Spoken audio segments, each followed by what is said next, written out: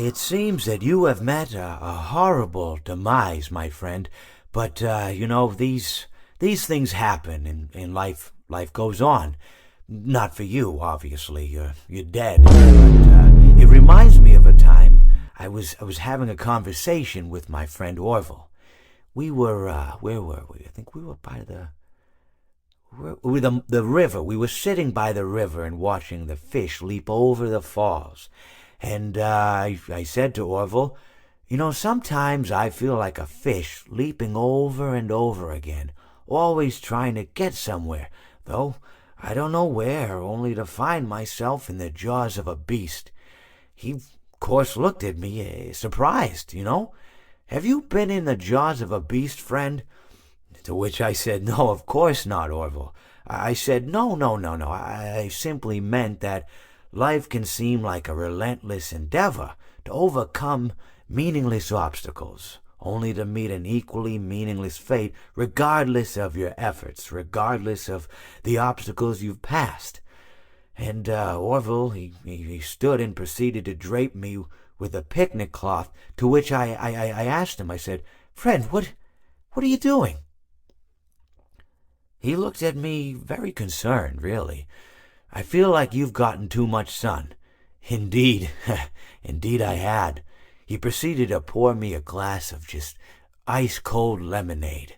Ooh, you ever mix it with iced tea? You do like a little half lemonade, half... Ooh, you should try it some. Well, you can't because you're dead. Anyways, so you may be asking yourself, how did I go from sitting by the falls and drinking lemonade to being wedged in the air duct? Not only with Orville, but with an entire assortment of fruity-colored friends.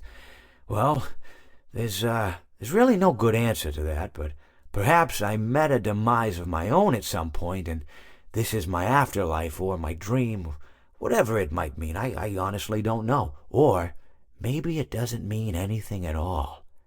Maybe it doesn't mean anything at all.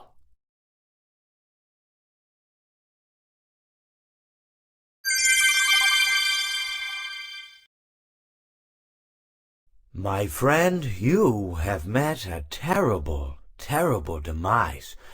But, I don't feel too bad about it. After all, if it weren't from me, it would have just been from someone else. I guess what I'm trying to say is life goes on. Well, for everyone else, life goes on, not for you. You're dead. But that's neither here nor there. It reminds me of one summer day in the park. I was having just a delightful picnic with my good friend Orville. And I said to him, Orville, I have a story. And he said to me, what's the significance of the story? And I said to him, Orville, not every story has to have significance. Sometimes, sometimes a story is just a story. If you try to read into every little thing and find meaning in everything anyone says, you'll just drive yourself crazy. I had a friend do it once. Wasn't pretty. We talked about it for years. And not only that, but you'll likely end up believing something you shouldn't believe and thinking something you shouldn't think, or assuming something you shouldn't assume.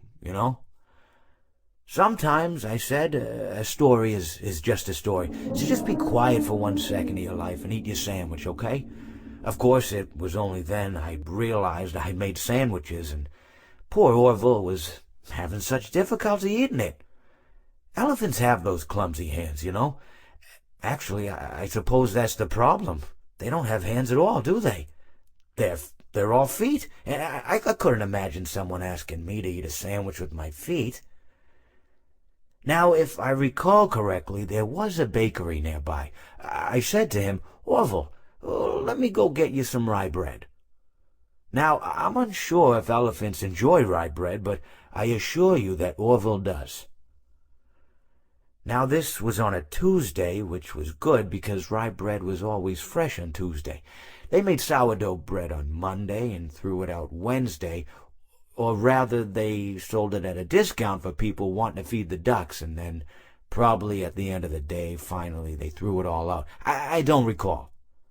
I do remember a man who would bring his son to the bakery every Wednesday and then go feed the ducks. He would buy all of the sourdough bread. Of course, you're not supposed to feed the ducks sourdough bread at all. It swells up in their stomach, and then they all die. But, at least that's what I've heard. I never saw any ducks die myself, but I did notice a substantial decrease in the duck population over the course of a few years. I just never thought to stop the man and tell him that he was killing the ducks by feeding them sourdough bread. And if you want my opinion on the matter, and I told Orville this as well, if you want to feed ducks, or birds, or any kind for that matter, it's best to buy seed. I mean, when you think about it, breads of any sort don't occur in nature. They don't grow on trees or spring up from the bushes. I don't think birds know what to do with bread. What was I saying? Oh, yes. So I bought Orville some rye bread. What a fine day it was.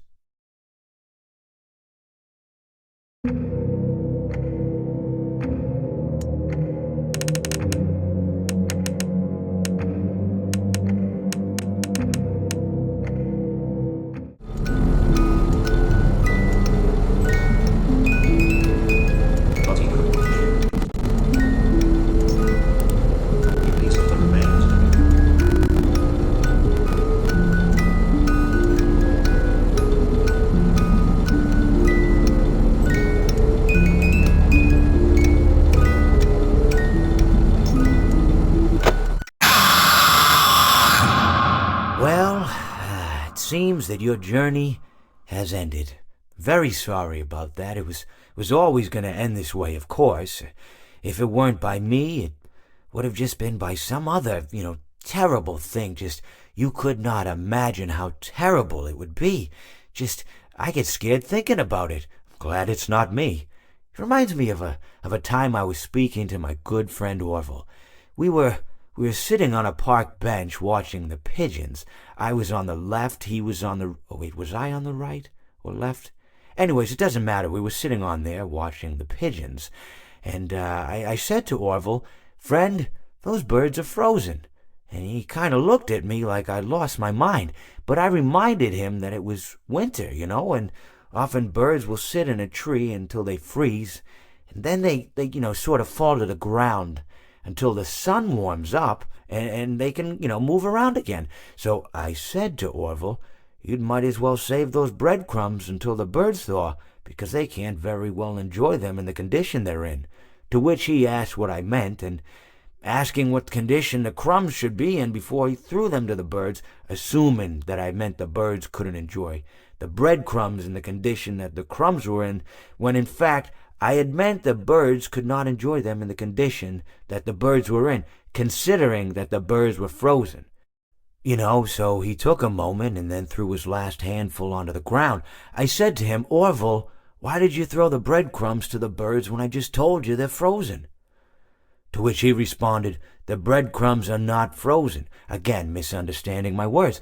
I didn't mean to say that the breadcrumbs were frozen when I said I told you they're frozen. I'd been referring to the birds. In hindsight, what I should have said was, and this would make perfect sense, "Why did you throw the breadcrumbs to the birds when the birds are frozen?" He misunderstood upon my correction, stating that he didn't know what else to do with the breadcrumbs, and that perhaps, when the birds thawed, they'd still be able to eat the crumbs. So I said to Orville, and this is what I said to him, I said, "Orville, the birds may be dead."